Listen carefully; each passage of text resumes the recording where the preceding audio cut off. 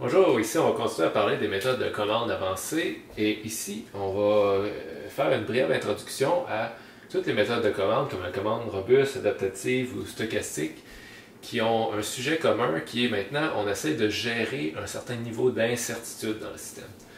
Donc jusqu'à maintenant dans les autres méthodes de commande on assumait qu'on avait un modèle qui représentait exactement le vrai système. Mais dans la vraie vie, il peut toujours avoir des sources d'incertitude qu'on ne pourra jamais connaître à 100%. Donc, par exemple, si on désigne le contrôleur d'un avion, bien sûr, il y a des rafales de vent qui vont créer une force sur l'avion qu'on ne connaîtra jamais exactement et qu'on ne peut pas prédire parfaitement. Donc, c'est un certain niveau d'incertitude dans le système.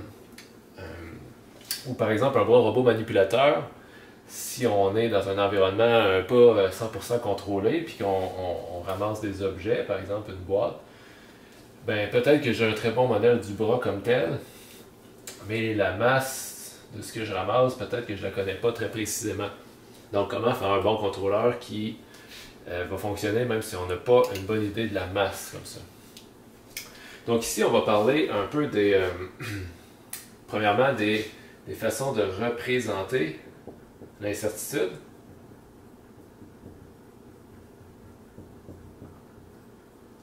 Dans un système dynamique. Et on va discuter des grandes lignes, des méthodes de contrôle qui sont conçues de façon à gérer certains niveaux d'incertitude selon une ou une autre représentation.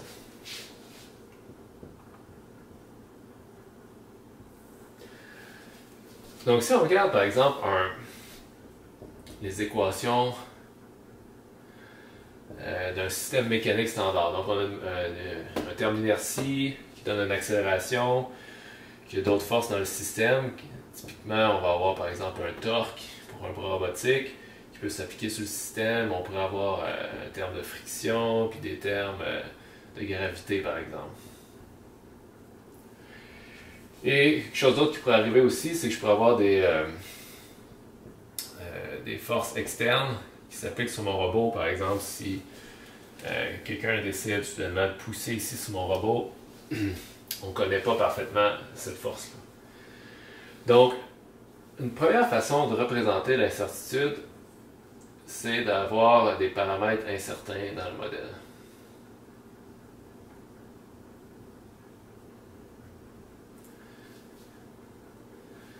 Donc, par exemple, ici, dans mon équation, peut-être que quand je ramasse une charge ici, je ne connais pas parfaitement la matrice d'inertie de mon robot. Donc, on peut supposer que je peux avoir une idée d'une plage de valeurs que certains de mes paramètres ont, mais peut-être que je ne connais pas exactement ces paramètres-là.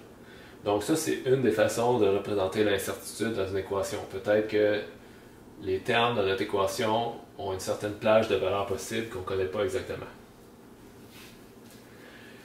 Une deuxième façon standard de représenter l'incertitude, c'est d'avoir un terme qui représente des perturbations.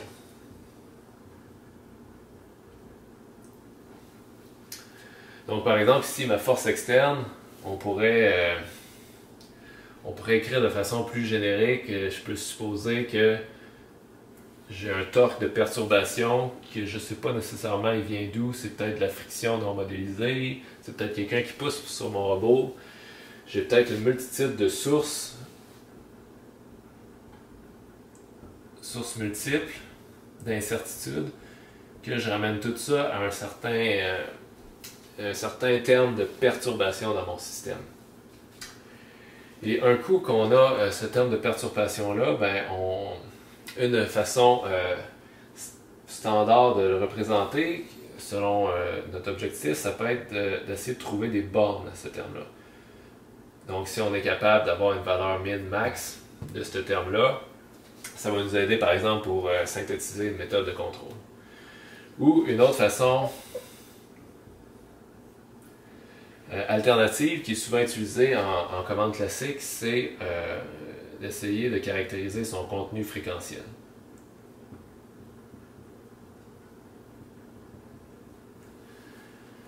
Donc par exemple ici, une option de modélisation, c'est encore un peu comme ici de dire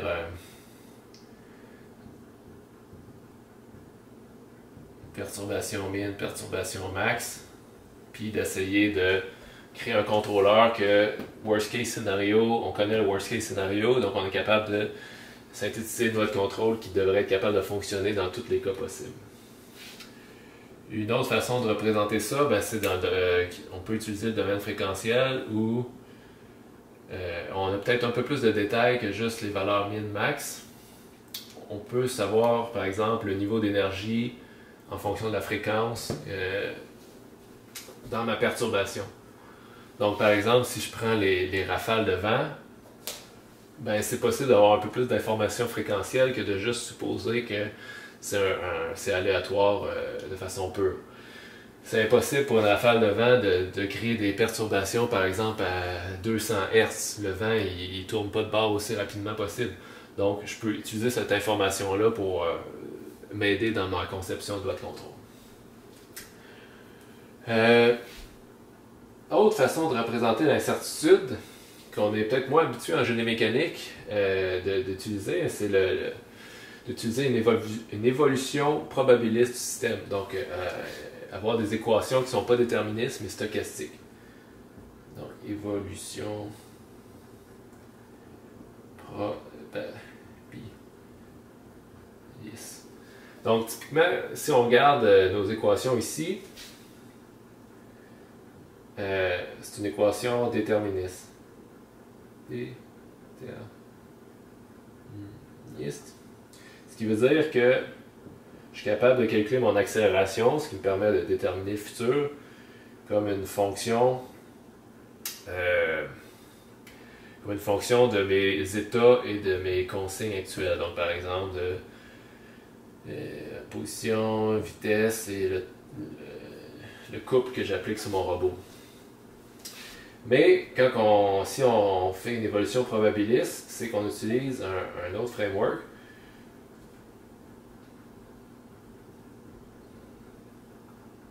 Stochastique. Que c'est pas exactement l'accélération que je vais connaître en fonction de les états actuels et de ma consigne, c'est la probabilité d'une certaine accélération en fonction de paramètres actuels. Donc ça, si vous vous rappelez peut-être de plus anciens cours, c'est des fonctions de densité de probabilité qu'on aurait.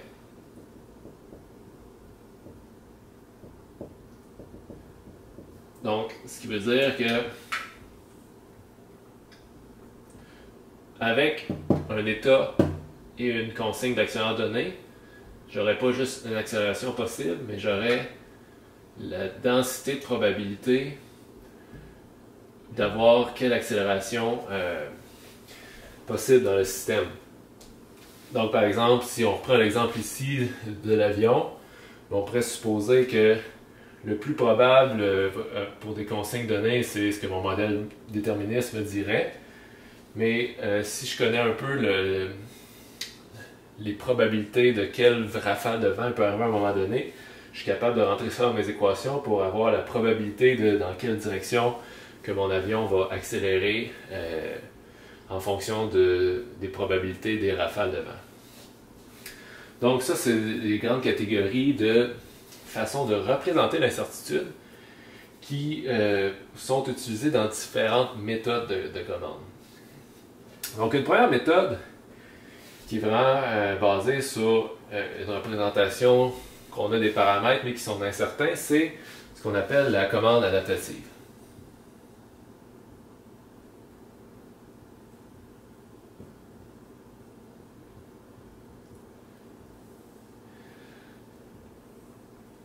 Le principe de base de la commande adaptative, c'est relativement simple, c'est qu'on va identifier en temps réel les paramètres. Donc, on a deux choses qui roulent en parallèle. On va avoir une loi de contrôle qui est par exemple le couple appliqué. Ça va être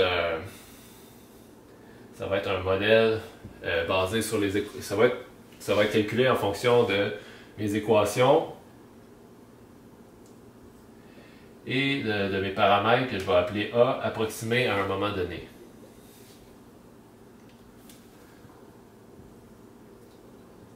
A, c'est mes paramètres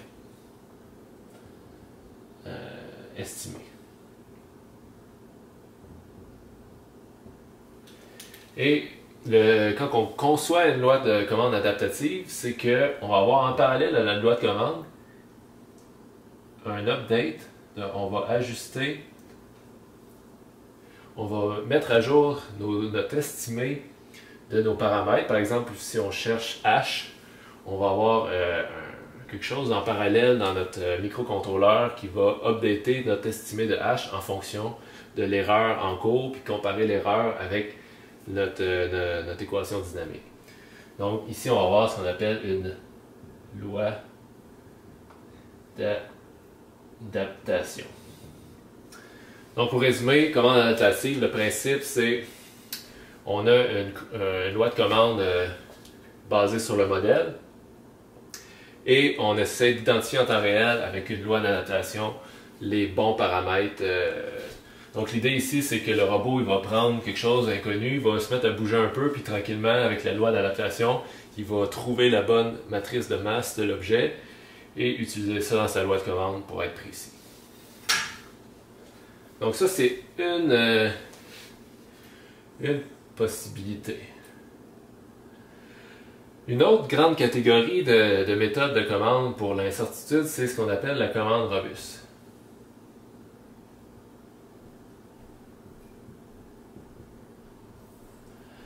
Donc, la commande robuste, le principe, c'est, encore une fois,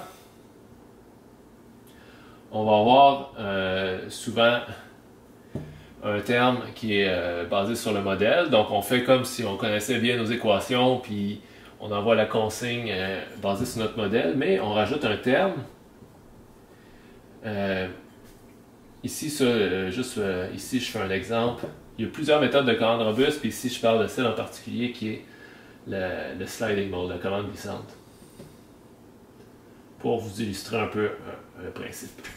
Donc pour la commande glissante, le principe c'est qu'on a une partie qui est basée sur le modèle et on a un autre terme qui va dépendre juste du signe de l'erreur. Donc ça, ce que ça fait un peu, c'est que le type de signal qu'on va avoir dans le temps,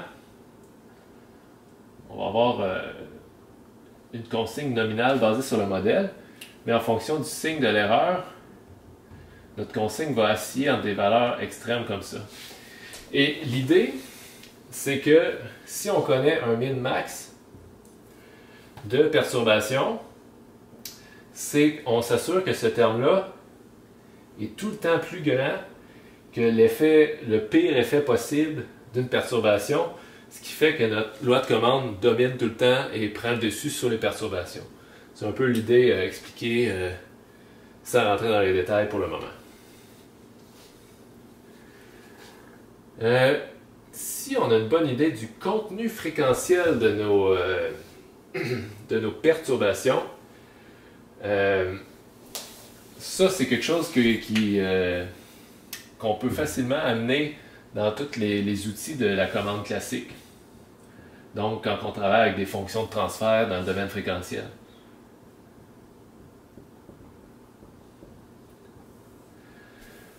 Donc par exemple, une des approches dans ce contexte-là, c'est on va essayer de minimiser la sensibilité du système. Et une approche, par exemple, qui est connue, qui est reliée à ça, c'est une méthode pour synthétiser un contrôleur qui s'appelle H-infinity. Donc, qu'est-ce qu'on essaie de faire si on connaît le contenu fréquentiel d'une perturbation? On peut essayer de trouver la fonction de transfert entre l'erreur et notre perturbation.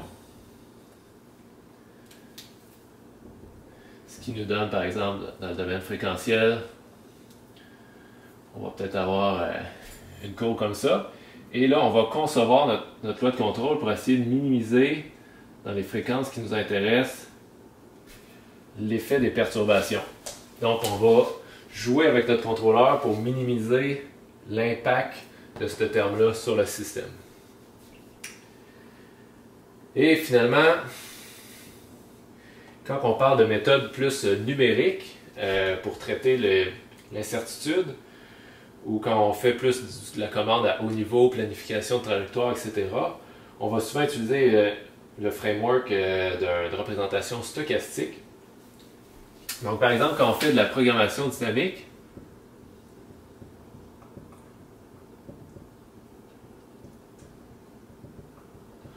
on a vu qu'avec les équations de Bellman, on pouvait trouver un contrôleur optimal qu'on appelait étoile, et que pour trouver le contrôleur optimal, il fallait trouver l'argument qui minimise un coût instantané. Mettons que je l'appelle U au lieu de taux, juste pour être plus général. Qui minimise un coût instantané plus le coût à venir du prochain état.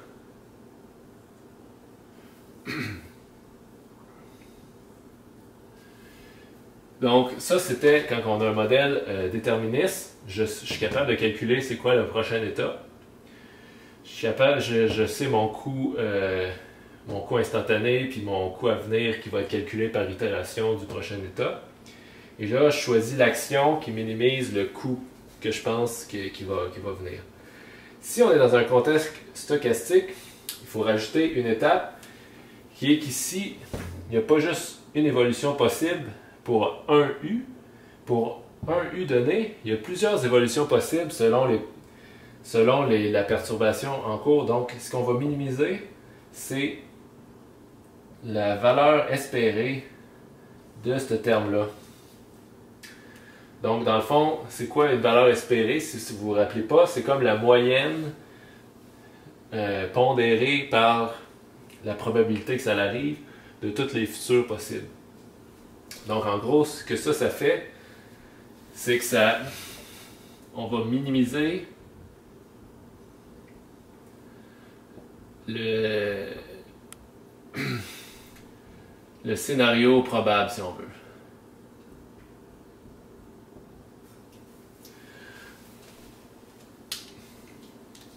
Donc, dans un contexte stochastique, ici, il y a une autre étape. Ici, non seulement il faut falloir calculer les différents U possibles selon les actions qu'on va prendre, c'est quoi les possibilités qui arrivent, mais ici, il faut falloir faire une moyenne pondérée de selon les différentes perturbations possibles, c'est quoi les futurs possibles pour bien faire notre calcul et avoir le contrôleur qui prend en compte tous les futurs possibles. Donc ça fait un peu le tour des grandes lignes, donc on voit que selon le contexte d'un problème qu'on a, peut-être que c'est plus facile de connaître un min-max, ou peut-être que c'est plus facile d'avoir un contenu fréquentiel, ou peut-être que c'est juste nos paramètres qui sont incertains, que ce n'est pas des perturbations externes. Donc tout ça va nous guider à savoir un peu quelle méthode de travail peut être adaptée à notre situation. Voilà.